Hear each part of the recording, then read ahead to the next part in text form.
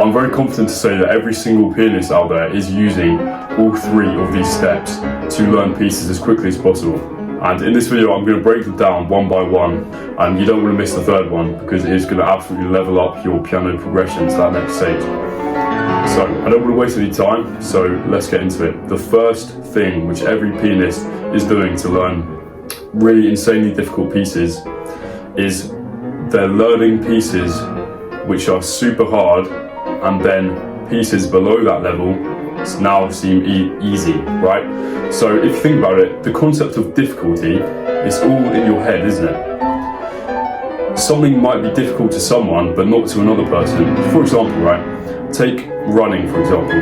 So someone might think that running a half marathon is really difficult, but someone who's run an ultra marathon is going to think that running a half marathon is easy in comparison to running 100 miles. So how can we take this into piano, right?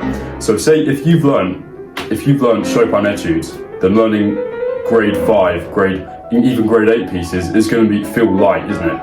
But if you have just learned grade 7, then grade 8 is going to feel much more difficult, right? And this is kind of just common sense, because obviously the better pianist you are, the easier it is to learn lower level pieces, isn't it? But for example, so say if and I think this is a major reason why people do well at grades or they don't do well at grades, because it's completely optional which grade you take, right? This is what I think. So if you really want to do well, if you want to get a distinction in, ABRSM do distinctions, I reckon every exam board does that actually. But say you want to do really well in an exam, what if you're just grade 8 level, but you take grade 6 anyway? And then obviously, because I'm not gonna lie, like I could turn up to a grade, 4 exam or something, and just start reading the music and definitely pass. Or I don't know, obviously, but what I'm trying to say is that if you've done something really difficult, like you've learned Chopin etudes, then you're going to be a lot faster at learning easier pieces, aren't you? So therefore, all you have to do is just get out of your skill level, get out of your comfort zone.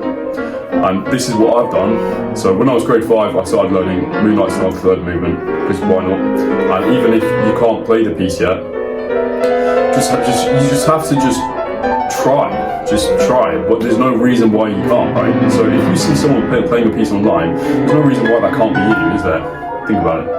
So, I mean, right now I'm learning Win to Win by Chopin, which is one of his hardest etudes. And whilst it's not perfect, and it could be better, the way that I improve my piano technique is by just playing the piece, isn't it? Because I believe that the last thing you want to think in piano is that piece is too good for me. Never think that ever again.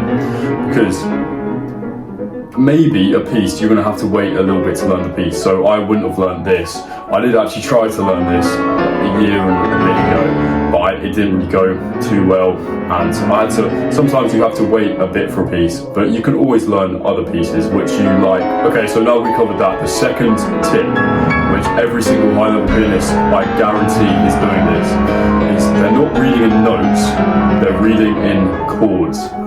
So it's a very cool concept, but when a high level pianist looks at a sheet music, at a piece of music for the piano, they don't view it in notes, they view it in chords. So they can just look at it for a split second, and literally their brain is just identifying, okay, I'm getting E major here, sort of. It might not just be block chords, obviously. It might be, you've got E, G sharp, and B, but then you also got,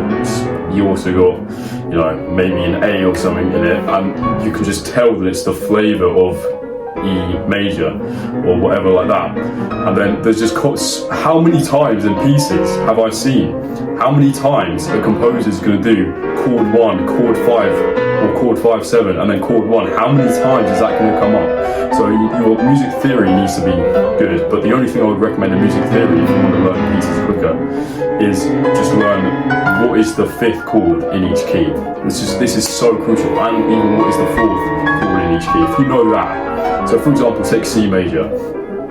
How many times is it going G major, C major in pieces? It's everywhere, so often in pieces, and it's going to be in the right hand melody as well. And that's basically, that's so important for piano. And there's also other things you can recognise, so seventh chords and just chromaticism in general, and just scales. I don't actually like scales, I don't recommend you do scales, but the thing with scales isn't the actual technique, although it is kind of the technique, but it's just knowing what notes are in each key, which is really important. The whole point is that once you start learning these pieces which are out of your skill level, when you learn easier material, I want you to have this ego to think, yeah, this is too easy for me, this is below my level, I'm going to learn it in a day, because this is absolutely what you can do. You can easily learn pieces in a day if you want.